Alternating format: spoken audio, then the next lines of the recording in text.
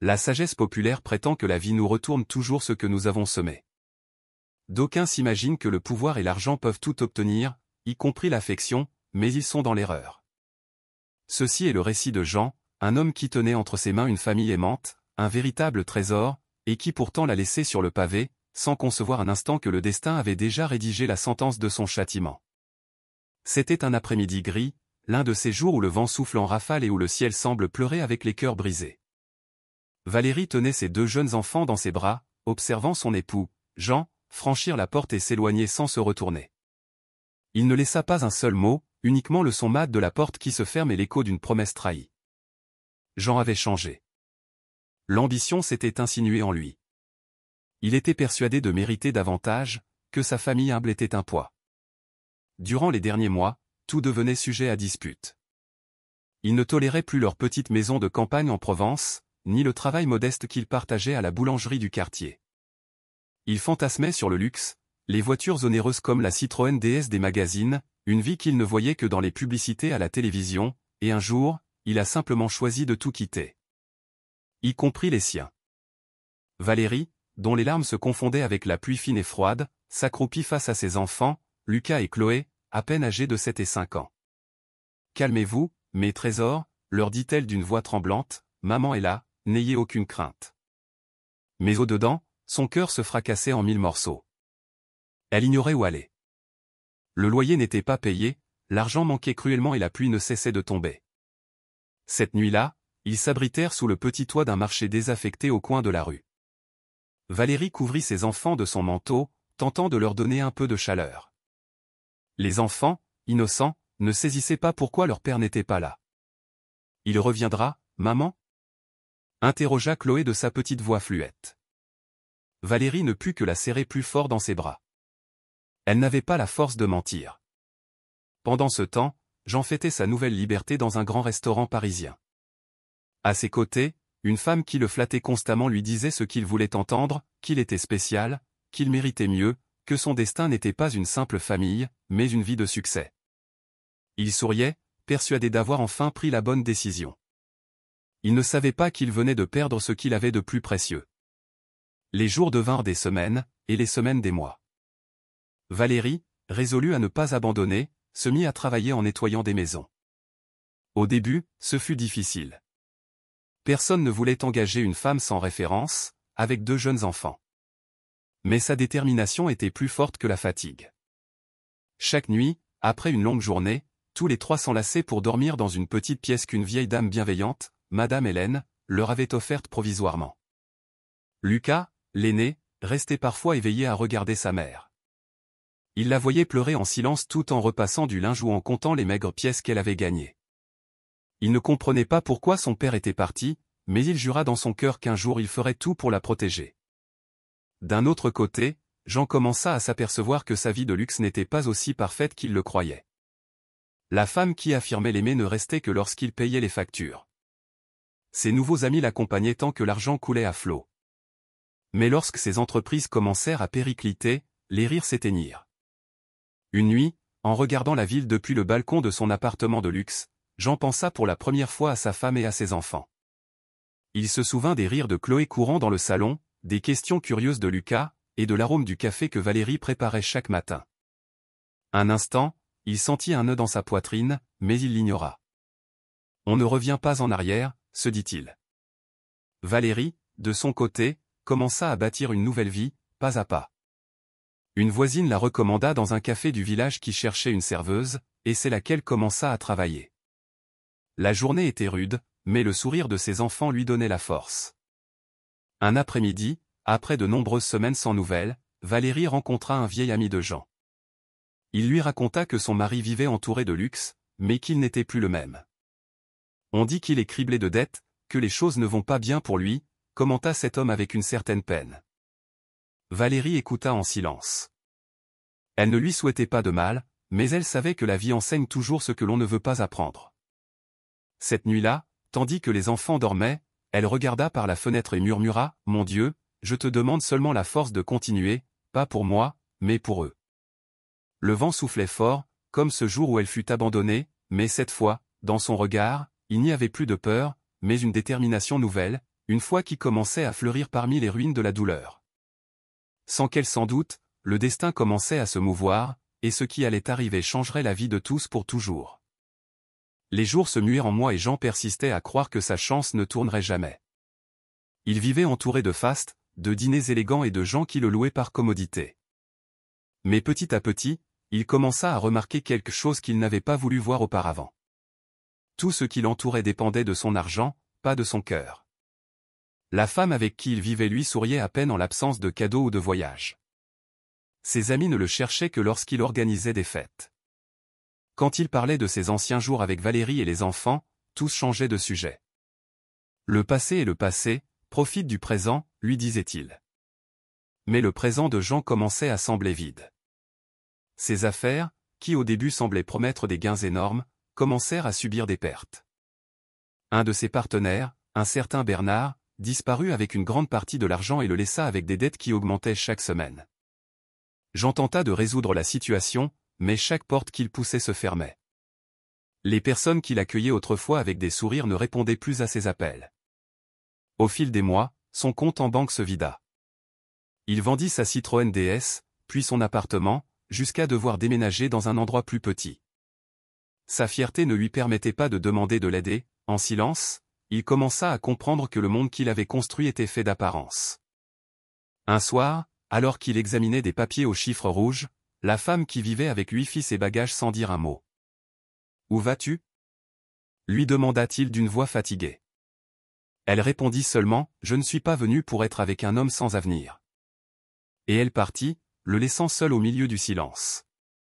Pour la première fois depuis longtemps, Jean sentit le poids de la solitude. Il regarda les murs vides, les meubles qui avaient autrefois brillé sous les lumières des fêtes et comprit que rien de tout cela n'avait de valeur sans une famille qu'il aimait vraiment. Mais il était déjà tard.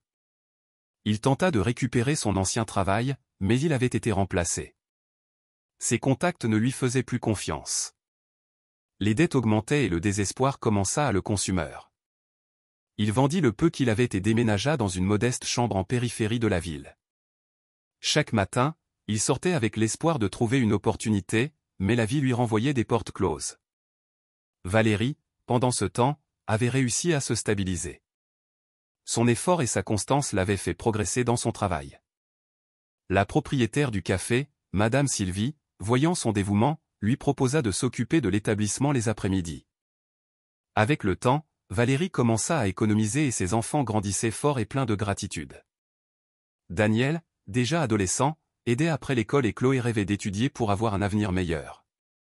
Aucun des trois ne parlait beaucoup du passé, mais dans leur cœur, ils savaient que l'adversité les avait rendus plus unis. Tandis que la famille avançait, Jean s'enfonçait de plus en plus. Sa santé commença à décliner. Les nuits sans sommeil, le stress et le remords l'usaient. Il marchait dans les rues en se remémorant le visage de ses enfants. Parfois, il s'arrêtait devant les vitrines des magasins et se voyait en reflet, vieilli, le regard vide. Un après-midi d'hiver, le froid le força à s'asseoir sur un banc du parc.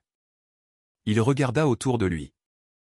Des familles se promenaient, des enfants riaient, des couples s'enlaçaient. Il sentit une pointe dans sa poitrine en pensant qu'il avait eu tout cela et l'avait laissé partir. Il se souvint de Valérie, de sa patience, de son sourire, de sa manière de transformer les jours simples en moments heureux. « Que ai-je fait » murmura-t-il. Personne ne l'entendit, seul le vent répondit par un soupir glacé. Il essaya de contacter un vieil ami pour lui demander du travail, mais l'homme lui dit qu'il ne pouvait pas l'aider. « Je suis désolé, Jean, les choses ne sont plus comme avant. » Ce fut la seule chose qu'il entendit avant que l'appel ne soit coupé. Il passa les jours à survivre avec le peu qu'il trouvait. Il avait perdu l'éclat dans ses yeux et le pas assuré. Chaque matin, en se voyant dans le miroir, il se reconnaissait à peine. Une nuit, en marchant dans les rues vides, il vit au loin un café. La lumière chaude de l'intérieur lui procura un étrange réconfort. Il s'approcha juste pour regarder de l'extérieur. À l'intérieur, une femme servait du café avec un sourire aimable. Un instant, son visage lui parut familier, mais la vision s'évanouit dans la vapeur sur la vitre. Il n'osa pas entrer et continua son chemin, sans savoir que ce café était précisément celui où Valérie travaillait. Le destin silencieux préparait déjà le prochain tournant de l'histoire. Les jours suivants furent encore plus durs. Jean tomba malade et n'eut pas d'argent pour se soigner. Les personnes avec qui il avait autrefois partagé des fêtes ne le saluaient même plus. L'homme qui avait autrefois marché avec fierté le faisait maintenant appalant et le regard bas. Un après-midi, alors qu'il se reposait sur un banc, une dame âgée s'approcha de lui et lui offrit un pain. Il la regarda, surpris et reconnaissant. « Merci, dit-il d'une voix faible. « Dieu envoie toujours quelqu'un au bon moment, répondit la femme avec tendresse. Ces mots touchèrent son cœur. Jean réalisa que la vie lui enseignait ce qu'il n'avait jamais voulu apprendre, la valeur de l'humilité et de l'amour véritable.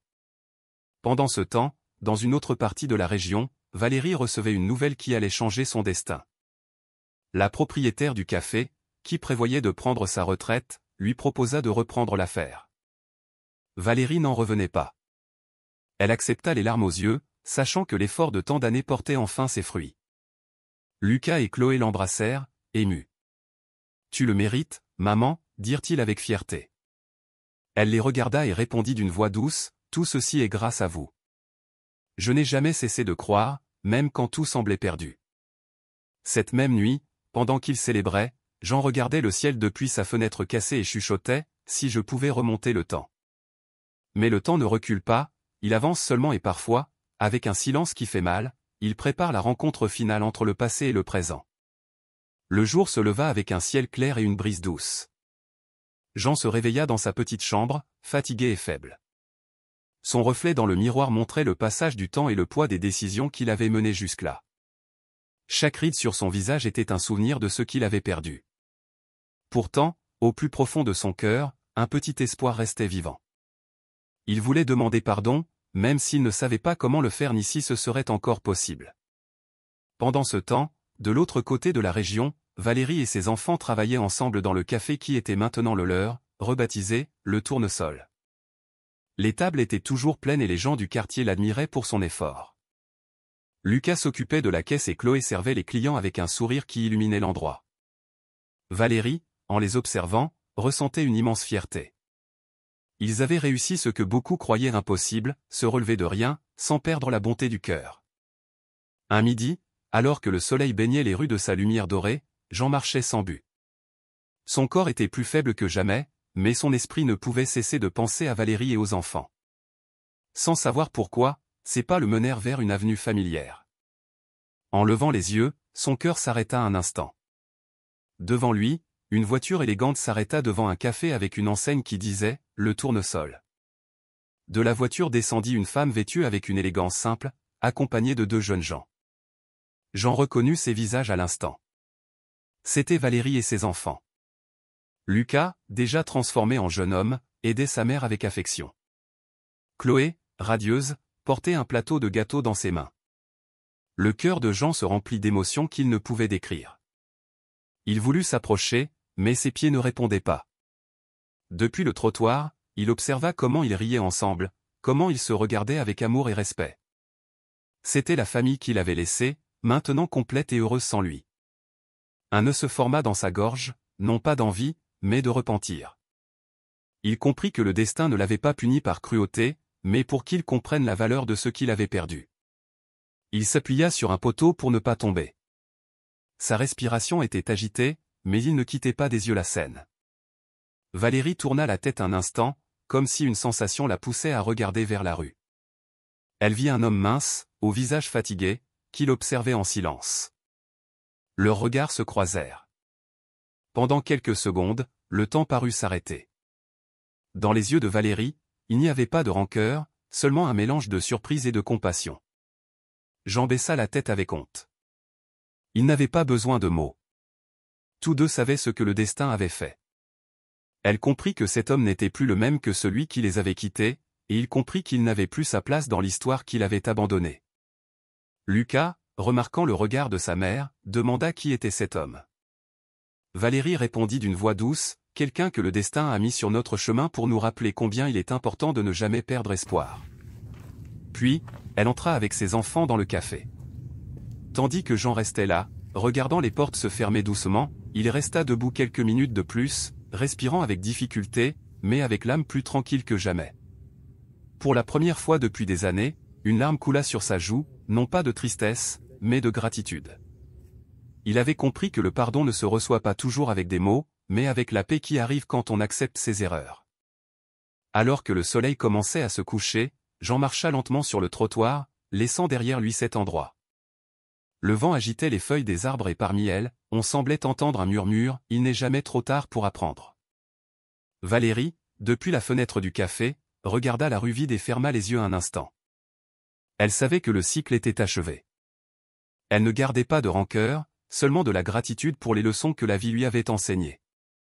Cette nuit-là, le ciel se teinta de tons dorés, comme si la vie elle-même voulait sceller la fin d'une histoire qui avait commencé dans la tristesse, mais se terminait dans la paix. Car à la fin, le destin trouve toujours le moyen de rendre ce que le cœur mérite.